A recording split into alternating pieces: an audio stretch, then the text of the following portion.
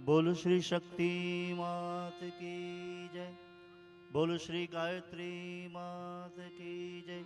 बोलो श्री कृष्ण कन्हैया लाल की जय।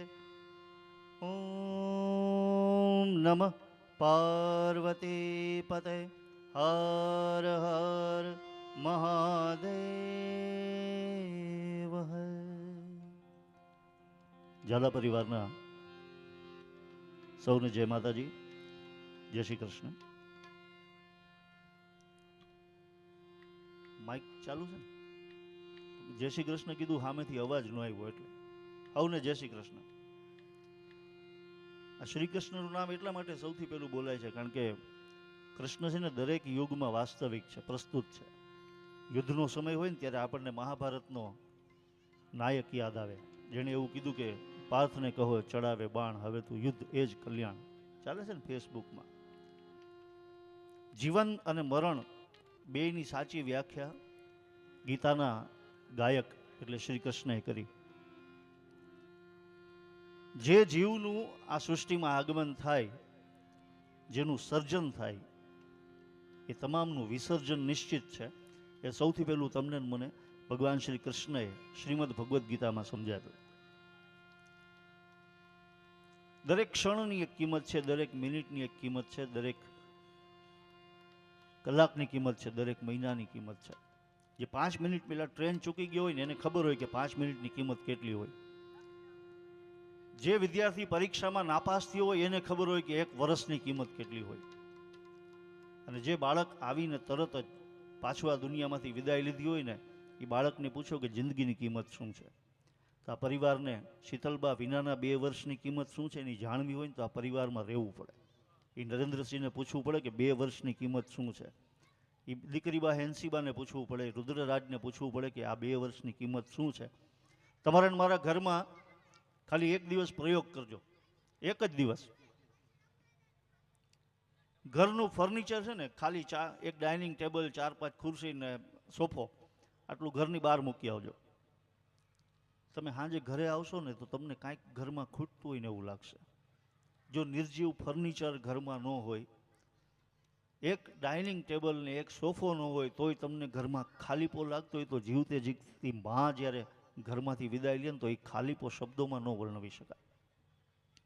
પણ દુનિયાની તમામ આદિ વ્યાધિ અને ઉપાધિમાંથી મુક્ત થવાનો સંદેશ એ ભગવાન શ્રી કૃષ્ણએ નૈનમ છિંદંતી શસ્ત્રાણી નૈનમ ચ દહતી પાવકઃ આ શ્લોકમાં શ્રીમદ ભગવદ્ ગીતામાં એવું કીધું છે કે આ સૃષ્ટિમાં જે શાશ્વત છે એ બધું જ નાશવંત છે.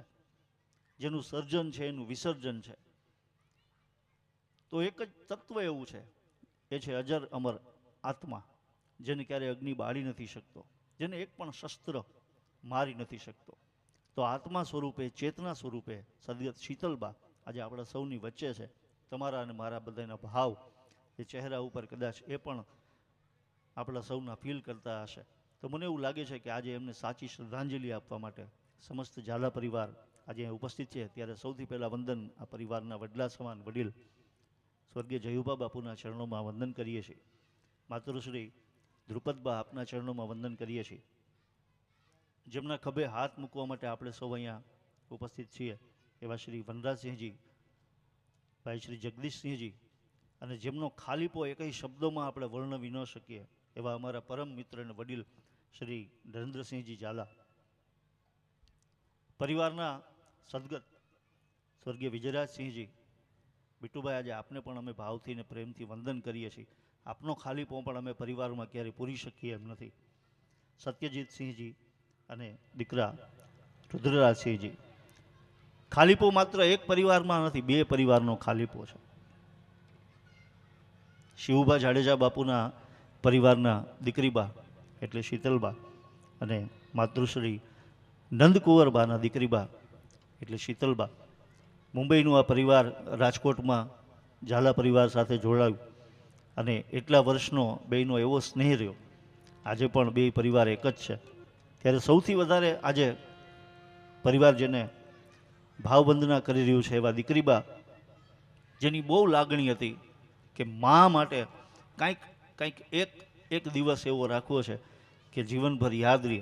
એવા દીકરીબા એટલે બહુ નાની ઉંમરમાં એવી સમજદાર દીકરી એટલે બેનબા હેન્સીબા અને જમાઈ સાહેબ હેમંતસિંહજી અને સૌથી મીઠડો દીકરો આ પરિવારનો એટલે રુદ્રરાજસિંહ.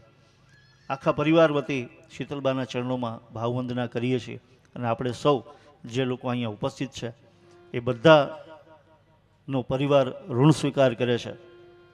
અને આ સૃષ્ટિમાં સૌથી પહેલું મા બાપનું મહત્ત્વ તમને મને કોઈ સમજાવ્યું હોય ને તો એ ગણેશ મહારાજે સમજાવ્યું છે કે મા બાપથી મોટું આ દુનિયામાં આ સૃષ્ટિમાં કોઈ નથી. નાનકડો એક કિસ્સો છે, તમને બધાને ખબર જ છે, પણ નવી પેઢી જે છે ને આ સંતવાણીનો કાર્યક્રમ છે અને સાચી સંતવાણી છે ને એ સમાજમાંથી લુપ્ત થતી જાય છે. તમે અત્યારે જેટલા યુટ્યુબ જુઓ, ફેસબુક જુઓ, વિડીયો જુઓ, બધાની અંદર સંતવાણીની વચ્ચે મેં તેનું સમજાવવા કે ગમે ની આવી જ જાય.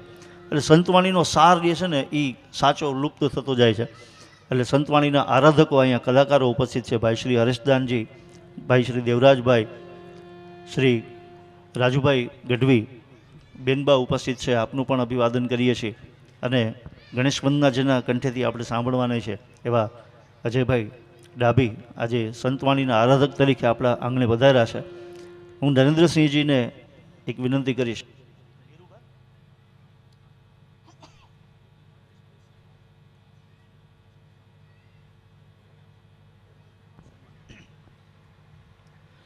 મારી એક ખાસ લાગણી છે. હું વર્ષોથી નરેન્દ્રસિંહજી સાથે મિત્રતાથી જોડાયેલો છું અને એટલા બધા વર્ષોથી એની આરાધનાનું એક જ સ્થાન, એની આસ્થાનું એક જ સ્થાન છે અને એ છે પૂજ્ય લાલબાપુ. સંતોમાં શિરોમણી કહી શકાય, જેણે સમાજને હંમેશા સાચો રસ્તો આપ્યો છે, ક્યારેક કડવી વાણીથી, ક્યારેક સત્ય વાણીથી. એ હંમેશા સમાજને સાચે રસ્તે લઈ જવા માટે માં ગાયત્રીનું નામ સ્મરણ કરીને હંમેશા જેઓ આરાધનામાં, ધૂનમાં, સાધનામાં મગ્ન હોય છે એવા પૂજ્ય લાલબાપુના ચરણોમાં અમે આખા પરિવાર વતી વંદન કરીએ છીએ.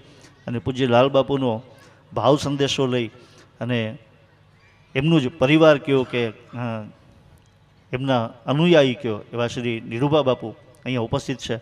હું નરેન્દ્રસિંહજીને વિનંતી કરીશ કે નિરૂબા બાપુને આપણે સમસ્ત પરિવાર